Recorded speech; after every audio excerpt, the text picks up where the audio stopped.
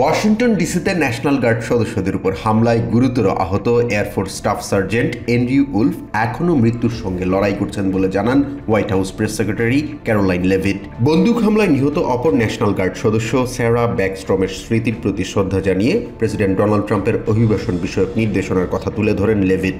Biden প্রশাসনের আমলে আফগানিস্তান থেকে সেনা প্রত্যাহারের ঘটনা দেশের ইতিহাসের সবচেয়ে লজ্জাজনক অধ্যায় দাবি করে লেভিট জানান, বাইডেন প্রশাসনের বিবেচনাহীন অভিবাসন নীতির কারণে দেশের মানুষ নিরাপত্তা সংকটে পড়েছে। লেভিট বলেন, ন্যাশনাল গার্ড সদস্যদের উপর বর্বরোচিত হামলায় প্রমাণ করে বাইডেন প্রশাসন আসলে অভিবাসনের নামে অপরাধীদের দেশে এনেছেন। দেশের মানুষের নিরাপত্তার স্বার্থেই প্রেসিডেন্ট ট্রাম্প আফগানিস্তান সহ তৃতীয় বিশ্বের দেশগুলো থেকে অভিবাসন প্রক্রিয়া পুরোপুরি স্থগিত করেছেন বলে জানান লেভিট। বাইডেন আমলে দেশে প্রবেশ করা সব আফগান নাগরিকের অভিবাসন প্রক্রিয়া যাচাই বাছাই শুরু করার উদ্যোগের কথাও জানান তিনি। এদিকে সাংবাদিকদের প্রশ্নের উত্তরে লেভিট দাবি করেন, ট্রাম্প প্রশাসনের নেতৃত্বে দেশে বৈধ এবং অবৈধ অভিবাসনের হার রেকর্ড মাত্রায় কমিয়ে আনা হয়েছে। আফগানিস্তান সহ 19টি দেশের নাগরিকদের উপর ট্রাম্প প্রশাসন ভ্রমণ নিষেধাজ্ঞা জারি করেছে জানিয়ে তিনি বলেন, এসব দেশের নাগরিকদের জন্য স্পেশাল ইমিগ্রেন্ট ভিসা সুবিধা স্থগিত করা হয়েছে। মিনেসোটার ডেমোক্রেটিক গভর্নর টিম ওয়ালজের সমালোচনা করে লেভিট বলেন, সোমালিয়া থেকে আসা অভিবাসীদের বিশেষ সুবিধা দিতে একের পর এক জালিয়াতির ঘটনায় ছাড় দিয়েছেন ওয়ালজ। দেশের করদাতাদের স্বার্থকে উপেক্ষা করে বিদেশি নাগরিকদের জালিয়াতি করার সুযোগ দেওয়া কোনোভাবেই কাম্য হতে পারে না বলেও মনে করেন তিনি। এদিকে ভেনেজুয়েলার প্রেসিডেন্ট নিকোলাস মাদুরোর সাথে প্রেসিডেন্ট ট্রাম্পের ফোনালাপ বিষয়ে বিস্তারিত কিছু না জানালেও দেশটি ঘিরে প্রেসিডেন্টের উদ্বেগের কথা জানান হোয়াইট হাউস প্রেস সেক্রেটারি। এদিকে প্যাসিফিক এবং ক্যারিবিয়ান অঞ্চলের আন্তর্জাতিক জনসীমায় আইনসম্মতভাবেই অভিযান চালানো হয়েছে বলে দাবি করেন তিনি। ডিফেন্স সেক্রেটারি পিট হেগসেথ এসব অঞ্চলে অভিযান চালানো বিষয়ে কংগ্রেসকে অবহিত করেছিলেন বলেও জানান তিনি। প্রেসিডেন্টের স্বাস্থ্য বিষয়ে সাংবাদিকদের প্রশ্নের উত্তরে ক্যারোলাইন লেভিট বলেন, ট্রাম্প পুরোপুরি সুস্থ আছেন। প্রেসিডেন্ট ট্রাম্প তার এমআরআই পরীক্ষার ফলাফল জনসমক্ষে প্রকাশ করেছেন।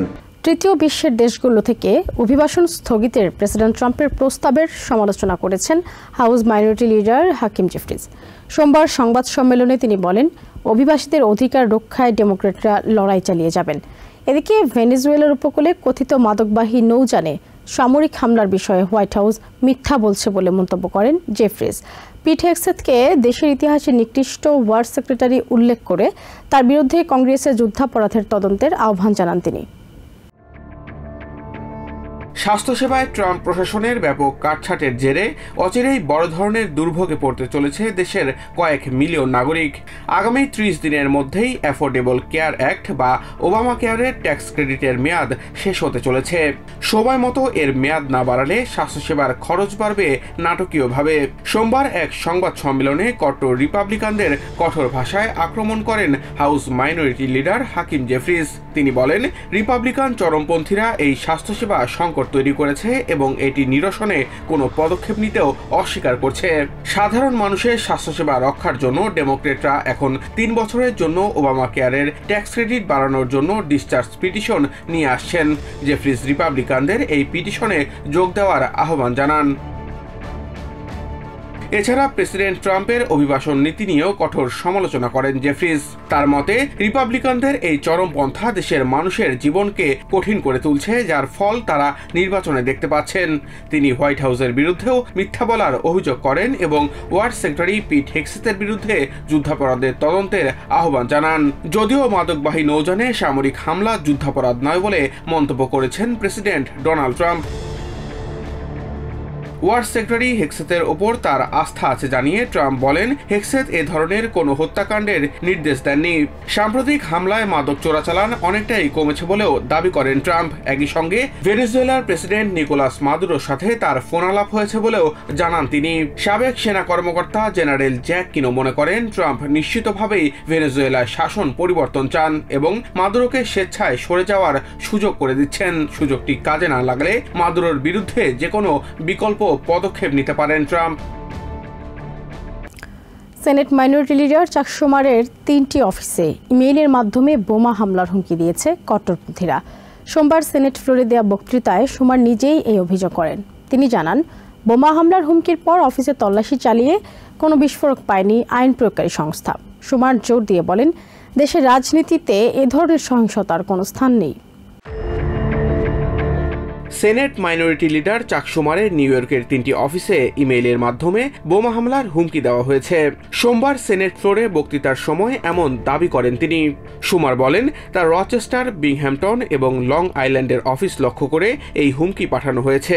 ইমেইলের সাবজেক্টে মেগা লেখা ছিল এবং সেখানে 2020 সালের নির্বাচনে জালিয়াতির দাবি করা হয়। হুমকি পাওয়ার সঙ্গে সঙ্গেই প্রতিটি অফিসে দ্রুত তল্লাশি অভিযান চালায় স্থানীয় ও ফেডারেল আইন প্রয়োগকারী সংস্থা। তবে সৌভাগ্যক্রমে অফিসে কোনো বিস্ফোরক দ্রব্য পাওয়া যায়নি। শুমার নিশ্চিত করেন তার অফিসের সকল কর্মী নিরাপদে আছেন। এই ঘটনায় তীব্র নিন্দা জানিয়ে চাক শুমার বলেন, দেশের রাজনৈতিক ব্যবস্থায় এ ধরনের হিংসাত্মক হুমকির কোনো স্থান নেই। আইন প্রয়োগকারী সংস্থাকে তাদের দ্রুত এবং পেশাদার প্রতিক্রিয়ার জন্য ধন্যবাদ জানান তিনি। অন্যদিকে এদিন সেনেট ফ্লোরে নিজ বক্তৃতার সময় দেশের বিমান চলাচল ব্যবস্থাকে আধুনিকীকরণের আহ্বান জানান মেজরিটি লিডার জন থুন। তিনি বলেন, এটিসি ব্যবস্থার পুরনো প্রযুক্তি এবং প্রায় 4000 কন্ট্রোলারের ঘাটতি এখন প্রধান বাধা। তবে ওয়ান বিগ বিউটিফুল বিলের মাধ্যমে আধুনিক প্রযুক্তিতে বিনিয়োগ করা হচ্ছে। থুন জোর দিয়ে বলেন, পুরনো সিস্টেম আপডেট করা এবং নতুন কন্ট্রোলার নিয়োগের মাধ্যমে দেশের আকাশপথের যোগাযোগ ব্যবস্থাকে আরও দক্ষ ও নিরাপদ করা সম্ভব। হত্যা ও কোর্ট মার্শালের হুমকি দেয়া হলেও ভয় পাবেন না বলে জানিয়েছেন ডেমোক্রেটিক সেনেটর মার্ক কেলি। সোমবার ক্যাপিটল হিলে এক সংবাদ সম্মেলনে প্রেসিডেন্ট ডোনাল্ড ট্রাম্পের কঠোর সমালোচনা করে তিনি বলেন, যত হুমকি ধমকি দেয়া হোক না কেন, ন্যায্য কথা বলা এবং সরকারের সমালোচনা করা থেকে পিছু হটবেন না তিনি। এদিকে ক্যারিবিয়ান সাগরে সন্দেহজনক মাদকবাহী নৌযানের আরোহীদের হত্যার নির্দেশ দেওয়ার কঠোর সমালোচনা করেছেন বেশ কয়েকজন সাবেক শীর্ষ সামরিক কর্মকর্তা। এটাকে যুদ্ধাপরাধ আখ্যায়িত করেছেন হাউজের আর্মড সার্ভিসেস কমিটির সদস্য ইউজিন ভিটম্যান ও সাবেক লেফটেন্যান্ট জেনারেল মার্ক হার্টলিং। গণতন্ত্র ফিরিয়ে আনতে যে কোনো ধরনের হুমকি অগ্রাহ্য করেই কাজ করার প্রত্যয় জানিয়েছেন অ্যারিজোনার ডেমোক্রেটিক সেনেটর মার্ক কেলি। এ সময় তাকে দেয়া হত্যা ও কোর্ট মার্শালের হুমকির কথা উল্লেখ করে তিনি বলেন, এসব কিছু তিনি এখন আর ভয় পান না। প্রেসিডেন্ট ডোনাল্ড ট্রাম্পকে একজন হেনস্থাকারী আখ্যায়িত করে কেলি বলেন, তার হুমকি ধমকি আর কাজ করবে না। তিনি আর এই প্রেসিডেন্টকে ভয় পান না এবং তার হুমকিতে পিছুও হটবেন না বলে জানান senator. President Trump has crossed a line. And this time, it's not going to work. I will not be intimidated by this president. I am not going to be silenced by this president or the people around him. এ সময় Trump প্রশাসনের সমালোচনা করে কেলি বলেন, যারাই এখন কথা বলার চেষ্টা করছে তাদেরই থামিয়ে দেওয়ার চেষ্টা করা হচ্ছে। সরকারি কর্মকর্তা, সেনা কর্মকর্তা, জনপ্রতিনিধি সবাইকে চুপ থাকার জন্য এই সরকার চাপ দিচ্ছে বলে অভিযোগ করেন mark Kelly. They're trying to send a message to retired service members, to government employees, to members of the military, to elected officials, and to all Americans who are thinking about speaking up. You better keep your mouth shut or else. এ সময় Caribbean সাগরে সন্দেহজনক মাদকবাহী নৌযানে হামলার খবরে উদ্বেগ জানিয়ে কেলি বলেন, যদি এই খবর সত্যি হয় তবে তা দেশের সামরিক বাহিনীর জন্য উদ্বেগজনক হবে। And I'm concerned that if there were in fact, as reported, survivors clinging to a damaged vessel, that could be, over a line. এদিকে ক্যারিবিয়ান সাগরে সন্দেহজনক মাদকবাহী নৌযানে হামলা চালিয়ে সব আরোহীকে হত্যা করতে ওয়ার সেক্রেটারি পিট হেগসেথের নির্দেশ দেওয়ার খবরে উদ্বেগ জানিয়েছেন অবসরপ্রাপ্ত 4 তারকা জেনারেল ব্যারি ম্যাকেফারি। তিনি বলেন, হেগসেথের এমন নির্দেশ যুদ্ধাপরাধের শামিল। একই সঙ্গে তার মৌখিক নির্দেশ পালনকারী কর্মকর্তারাও আইনগতভাবে অপরাধী বলে জানান ম্যাকেফারি। এয়ারফোর্সের সাবেক সেক্রেটারি ফ্রাঙ্ক কেন্ডালের মতে হেগসেথের ওই নির্দেশ বেআইনি ও হত্যাকাণ্ডের শামিল। নৌযানের সবাইকে হত্যার নির্দেশকে যুদ্ধাপরাধ আখ্যায়িত করেন তিনি। এমন ঘটনার জন্য দ্বিতীয় বিশ্বযুদ্ধের পর এক সামরিক কর্মকর্তাকে মৃত্যুদণ্ড দেয়া হয়েছিল বলে জানান কেন্ডাল।